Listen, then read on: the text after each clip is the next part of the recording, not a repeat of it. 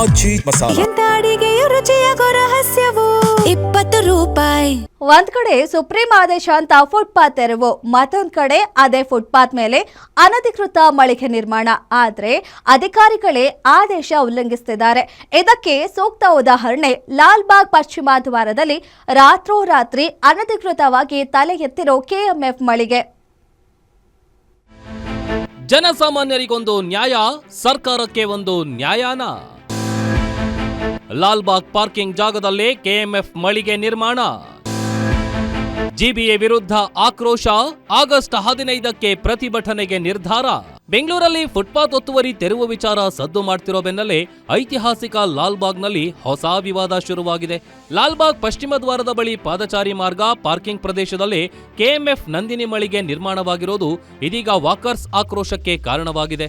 ಪ್ರತಿನಿತ್ಯ ಸಾವಿರಾರು ವಾಕರ್ಸ್, ಪ್ರವಾಸಿಗರು, ಜನರು ಓಡಾಡೋ ಜಾಗದಲ್ಲಿ ಮಳಿಗೆ ಬಂದಿರೋದ್ರಿಂದ ತೊಂದರೆ ಆಗ್ತಿದೆ ಅಂತ ವಾಕರ್ಸ್ ಅಸೋಸಿಯೇಷನ್ ಆರೋಪ ಮಾಡಿದೆ.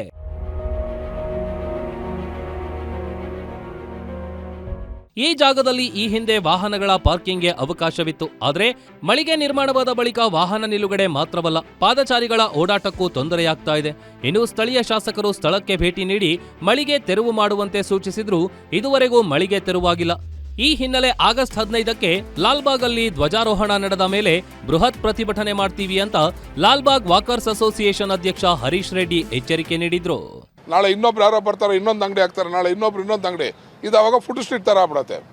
ಬೇಡ ಮೇಡಮ್, ಇದೊಂದು ಐತಿಹಾಸಿಕವಾದಂಥ ಸ್ಥಳ, ಹಿಸ್ಟಾರಿಕಲ್ ಪ್ಲೇಸು, ಇದು ಹೀಗೆ ಇರಲಿ. ನಮ್ಮ ರಿಕ್ವೆಸ್ಟು, ದಯವಿಟ್ಟು ಎಕ್ಸಿಕ್ಯೂಟಿವ್ ಇಂಜಿನಿಯರ್, ಕನ್ಸರ್ನ್ ಆಫೀಸರ್ ಯಾರಿದ್ದಾರೆ, AWನೋ ಎಕ್ಸಿಕ್ಯೂಟಿವ್ ಇಂಜಿನಿಯರೋ ಇಲ್ಲ ಶಾಸಕರೋ, ಇದನ್ನು ಈ ಕೂಡಲೇ ತೆರವು ಮಾಡಬೇಕು.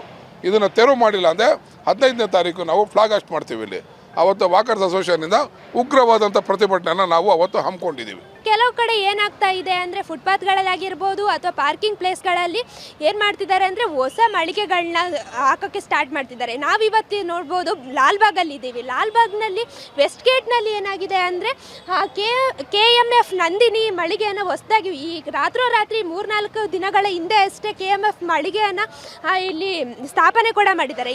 35 ವರ್ಷದಿಂದ ನಾವು ಇಲ್ಲಿ ಪ್ರತಿನಿತ್ಯ ವಾಕ್ ಮಾಡ್ತಿದ್ದೀವಿ. ಈ ಮಳಿಗೆಯಿಂದ ಪಾರ್ಕಿಂಗ್ ಮತ್ತು ಜನರ ಓಡಾಟಕ್ಕೆ ತೊಂದರೆಯಾಗ್ತಾ ಇದೆ. ಯಾವುದೇ ಕಾರಣಕ್ಕೂ ಪಾದಚಾರಿ ಮಾರ್ಗ ಅಥವಾ ಪಾರ್ಕಿಂಗ್ ಜಾಗವನ್ನ ಮಳಿಗೆಗೆ ಬಳಸಬಾರದು.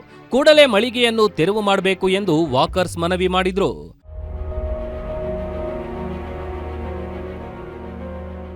ಒಟ್ನಲ್ಲಿ ಫುಟ್ಪಾತ್ ಒತ್ತುವರಿ ತೆರವು ವಿಚಾರ ಒಂದು ಕಡೆ, ಸಾರ್ವಜನಿಕ ಜಾಗದಲ್ಲಿ ಹೊಸ ಮಳಿಗೆ ನಿರ್ಮಾಣ ಮತ್ತೊಂದು ಕಡೆ.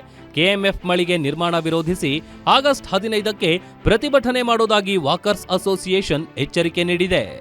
ಪ್ರಗತಿ ಗೌಡ, ಗ್ಯಾರಂಟಿ ನ್ಯೂಸ್, ಬೆಂಗಳೂರು.